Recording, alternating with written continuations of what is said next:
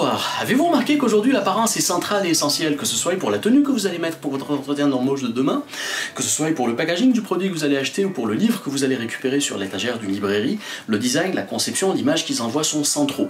Pourquoi? Pour une raison toute simple qui s'appelle la perception. Oui, la perception, cette chose qui essaye de manipuler les grandes marques aujourd'hui à coups de millions de dollars qu'on appelle la publicité.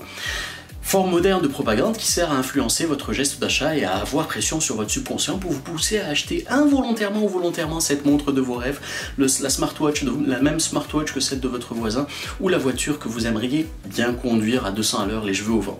Ce que je peux pas faire moi. En plus de la publicité traditionnelle et classique, les grandes marques ont aujourd'hui une armée de soldats qui sillonnent le web. Ces gens que nous appelons des influenceurs, ce sont des gens qui sont directement ou indirectement à la solde des marques et qui vont mettre en avant les produits en vantant leurs atouts, en vantant leurs avantages et en disant ouais, ce produit est bien parce que moi je l'aime bien, parce que, et en donnant des arguments derrière qui peuvent tenir le coup. En tout cas, ces vidéos fonctionnent et permettent aux marques aujourd'hui de récentrer un peu leurs investissements, de réorienter leurs investissements en recrutant justement ces influenceurs pour les pousser à mettre en avant les produits qu'elles produisent, qu'elles produisent, qu'elles font. Répétition, c'est pas grave. Donc, dites-vous qu'en achetant, dites-vous qu'aujourd'hui, qu'en voyant une vidéo sur YouTube avec ce gars qui présente le dernier modèle de drone qui vole tout seul et qui évite de se cracher, ou qui parle de cette smartwatch qui permet qu'en plus de montrer l'heure, vous affichez vos messages et vous donnez la météo d'après-demain, ou même qui va vous parler de ce legging magnifique qui vous donne des longues jambes de rêve, oui mesdames, dites-vous que cette vidéo n'est pas une vidéo gratuite, c'est une vidéo qui est monétisée, qui va permettre aux marques de pousser leurs produits, on verra comment, mais qui va permettre également à ces influenceurs de gagner de l'argent. Ah, mais vous qui avez lancé votre petite entreprise, qui avez créé votre smartwatch justement, qui en plus de donner l'heure et la météo peut préparer le café. Et elle prépare le café mieux que cette marque Nespré machin, qui est mise en avant par un acteur qui jouait dans une série médicale et qui fait du très bon café en capsule, vous voyez. Donc admettons que votre montre fasse un meilleur café. Comment que vous allez faire pour mettre en avant votre montre? Vous avez plusieurs choses à traiter, plusieurs choses à prendre en considération. Avant déjà d'arriver au public directement, il va falloir penser à votre marque. Quelles sont les couleurs que vous allez adopter? Elles sont essentielles. Quels messages vont-elles véhiculer? Quelles sont les couleurs qui vont dominer par exemple dans l'aménagement de votre bureau? Quelle est la voix qui va répondre au téléphone quand la personne va tomber sur l'hiver, qui va dire oui bonjour, vous êtes bien chez Smartwatch, la montre qui prépare le café mieux que le café. Appuyez sur 1 pour pouvoir avoir du café, 2 pour parler à notre service de maintenance, 3 pour parler à la commerciale. Ben, cette voix va devoir justement mettre en confiance le client. Je ne parle pas du client qui va vous acheter une montre, mais je parle du client qui va vous passer des centaines et des centaines et des centaines de commandes, qui lui-même va en revendre. Après cela, il y a également les couleurs dans votre bureau, je pense que j'en ai parlé un peu plus tôt. Vos cartes d'affaires ou vos cartes de visite sont déjà vos premiers ambassadeurs. Les seconds ambassadeurs vont venir, vous n'avez pas les mêmes moyens que la pub, les seconds ambassadeurs vont venir par la suite. Même si vous n'avez pas les mêmes moyens que ces grandes marques pour pouvoir dépenser des millions et des millions de dollars, vous avez quand même réalisé des montres, vous avez quand même créé une montre, vous avez produit plusieurs centaines de milliers ou plusieurs milliers d'exemplaires de cette montre, et ben, prenez-en une petite quantité et envoyez-la justement vers ces influenceurs. Accompagnez cette montre avec un joli message qui va expliquer pourquoi est-ce que le café préparé par votre montre est mieux que le café préparé par la machine qu'on pose sur une tablette. Pourquoi est-ce que votre café a un meilleur goût? Pourquoi est-ce que votre café est plus riche? Toujours en termes de goût et en termes de texture.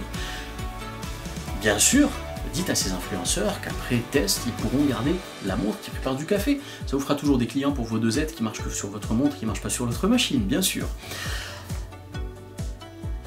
J'ai perdu un peu le fil, c'est pas grave, je reprends mes notes. Oui, dans votre course aux followers et aux fashion victimes, c'est bien, vous avez créé votre montre, vous avez contacté des followers qui vont parler de votre montre, qui vont renvoyer du monde vers vos pages Facebook ou vers votre compte Instagram. Dans votre course aux followers, vous allez chercher volontairement ou involontairement à gonfler justement le nombre de personnes qui vont suivre, cliquer ou liker vos vidéos ou liker vos produits. Premier piège à éviter, c'est le recrutement financé. Oui, le recrutement financé, c'est bien beau, ça permet d'avoir l'impression d'avoir une bulle qui gonfle très vite. Mais vous savez ce qui se passe quand une bulle gonfle très vite? Elle explose, poum, et quand elle explose, il ne reste plus rien. Donc au lieu de prendre des achats gonflés aux stéroïdes, optez pour l'organique. L'organic growth, la croissance organique de vos followers, c'est ce qui vous permet de recruter naturellement du monde. Comment vous allez le faire? La recette est toute simple, c'est le contenu. Développer du contenu qui vous est propre, développer du contenu qui soit intéressant, développer du contenu qui pousse à l'intérieur interaction avec vos prospects, avec vos clients. Et ce contenu va faire quoi? Il va faire que vos clients, que les gens qui vont voir le contenu sur le web vont liker vos pages, vont liker vos vidéos, vont partager vos pages, vont partager vos vidéos. Et vous en faites quoi? Indirectement, vous en faites des influenceurs. Pourquoi? Parce qu'ils vont avoir une influence sur leur cercle immédiat d'amis, sur leur cercle immédiat de connaissances. Que ce soit sur Facebook, sur QuickQuick, le Twitter ou sur Instagram. Donc, le conseil du jour, c'est vraiment opter pour la croissance organique, oublier la croissance financée. La croissance financée, je vous assure, c'est vraiment une impression de succès qui n'apporte rien de fantastique.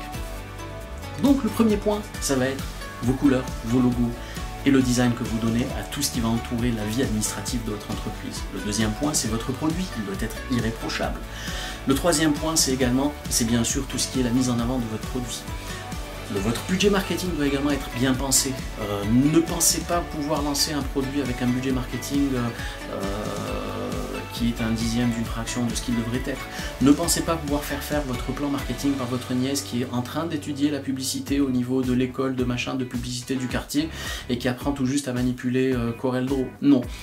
Pensez à faire appel à des professionnels. Croyez-moi, un bon lancement coûte beaucoup moins cher que des réparations sur des mauvais lancements. Si votre produit est bon, si votre côté administratif, votre côté paperasse, votre côté papeterie comme on va dire, en jette, si vous mettez en confiance le client, si vous développez du contenu adéquat, si vous avez un budget qui est essentiellement bon, si vous pensez à des actions réfléchies qui sont ciblées, qui vont vraiment atteindre votre cible, ça vous coûtera beaucoup moins cher que de faire des petites campagnes, que de faire des petites opérations que vous allez griffonner sur un bout de napperon de pizzeria comme je dis. Écoutez, c'était la vraie fausse minute du mardi.